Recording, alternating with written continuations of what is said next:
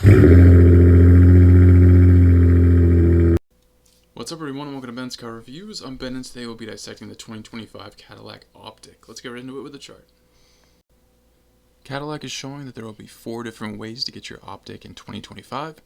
Luxury 1 and 2 and Sport 1 and 2. And I have these prices. This is my estimate based off other people's estimates. I believe one of these, or nearly all of them, are too low, so I upped them a little bit. Hopefully this still isn't too low. Hopefully this is somewhat realistic, but I gotta imagine for what this is bringing to the table, Cadillac is going to charge quite a bit for them. Looking at the engine option, this is an EV, so you'd have dual electric motors powering this, 300 horsepower, 354 pound-feet of torque. It's going to be able to tow 1,500 pounds.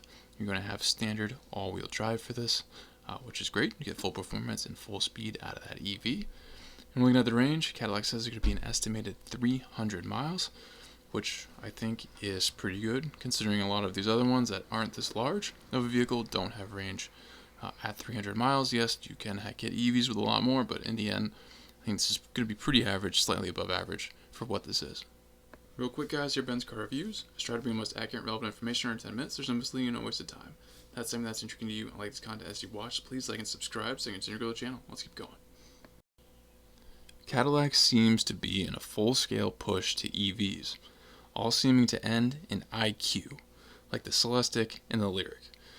Let's set aside any thoughts on EVs and just appreciate what they have done here as far as the design and what it's still bringing to the table, because let's face it, if you're a fan of cars, a fan of vehicles, things that move you, how could you not think this OPTIQ is pretty darn cool? The exterior is fantastic. Very creative, very well done. Cadillac says a low roofline and large, deeply sloped windshield give the impression of movement, even when standing still. Rolling this thing down the road will be either 20 or 21-inch wheels with top-notch finishes and designs. The slimline LED headlights are so Cadillac. The LED projectors stack to create a thin, vertical signature look. There's going to be an available choreographed dance of light beginning at the grille and headlamps, and then moves around your vehicle each time you approach it or walk away. The taillights again are so signature to Cadillac, but keeping it modern and new enough to keep it interesting. I do think that split look is pulled off very well here. And again, a way to keep it modern, but still you can tell this is a Cadillac. A Mondrian patterned rear quarter window graphic fades to the rear, strengthening the fastback effect and low roofline. Cadillac provides some unique and nice color options, and there are two-tone patterns to be had. The red and the blue look super sharp for the body lines. This will have the Ultium battery platform. Cadillac says the dual motors give near instantaneous torque. As I mentioned before, it's great to see all-wheel drive with an EV.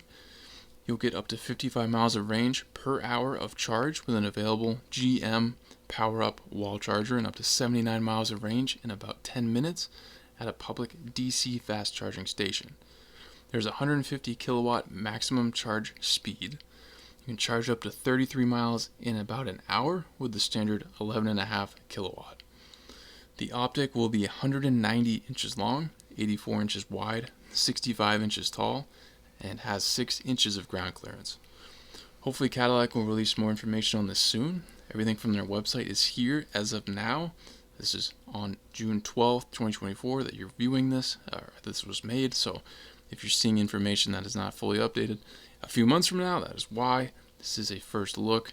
This OPTIQ will be a cool option for those who want a luxurious EV SUV. I'm sure you're no stranger at this point to the love or hate of EVs. We all have opinions, but in reality, I think it's great that there's options for everyone. If you don't like EVs, you don't have to buy one. To each their own, and allows for a wide variety of cars on the road, which I'm a big fan of. Let's get into that interior. As you can expect, the interior here is stunning and following right in line with the new EVs popping up in their lineup and others as well. And although not as much is mentioned here on the interior, there is still some things to look forward to, such as the mega display that is 33 inches. It's a diagonal advanced LED display. It's a single continuous screen with 9K resolution that emits over 1 billion colors. I'm just going to have to take Cadillac's word for that in a way I'm trying to count. Up above, there's a panoramic glass roof with power shade. There's an available 19-speaker AKG studio audio system with Dolby Atmos. There's 126 color dual zone ambient lighting. A super cool touch that is worth mentioning is the patterned accent fabric is woven from yarn made from 100% recycled materials. The paperwood veneer is made up of equal parts of tulip wood and recycled paper. So definitely something you might not realize, but a great touch, and glad to see they're doing something that is recycled. You're going to have segment best second row legroom and segment best rear cargo volume with up to 57 cubic feet. Cadillac sets you up well with driver's assist, safety and technology features. It should be standard Super Cruise in this, which is a great touch. If you don't know, Super Cruise is sort of the self-pilot mode, autopilot, whatever you want to call it, where the car will drive itself if you're on a road that it recognizes. If you're able to spend the money to get behind the wheel of one of these, this interior surely won't disappoint. It'll be nice to see all that will be standard soon, and I sure hope Cadillac doesn't rob any of these trims given the prices, but I'm sure the base trim will be stripped to make you buy higher.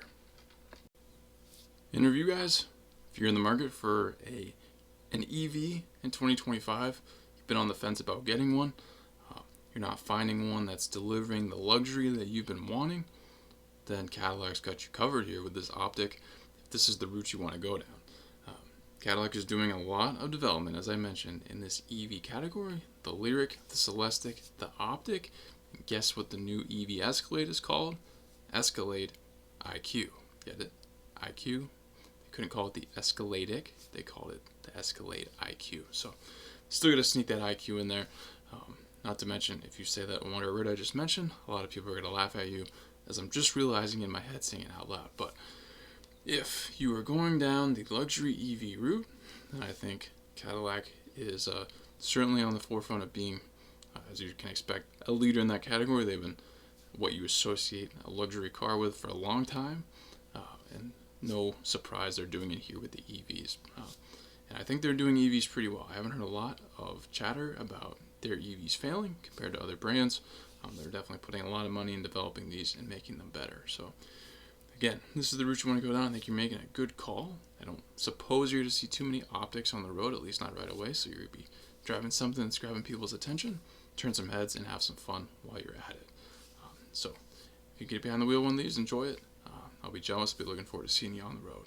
Hopefully this video letting you down and clear whatever you guys. Thank you for watching this Benz car review. Please subscribe if not already. If you have an idea for a future review, drop in the comments and I'll see what I can do.